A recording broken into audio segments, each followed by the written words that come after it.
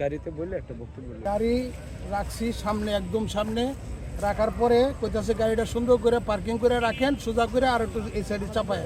তো এটি পিছনে গেছি, গিয়ার সামনে যখন গিয়ার দিছি তখন গাড়ি আর কন্ট্রোলে থাকে না, এক দৌড় মারছে, কিন্তু ব্রেকও কাজ করে না, কিন্তু দরজাও খুলতে পারতেছি না, পানির মধ্যে ভেঙে ছিল পড়ে গেছি। গিয়ার বক্সে সিগনালে দাঁড়ায় দিল, গিয়ারে যখন দেই তখন যখন টান দেয় অ্যাক্সেলেটার দিয়ে লাফ মারে।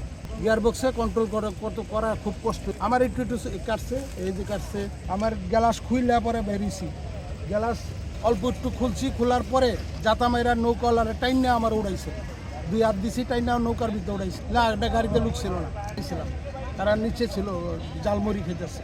গাড়ি পার্কিং করতে গিয়া গাড়ি লাফ মারছে, ধরে কন্ট্রোল করে রাখতে পারিনি।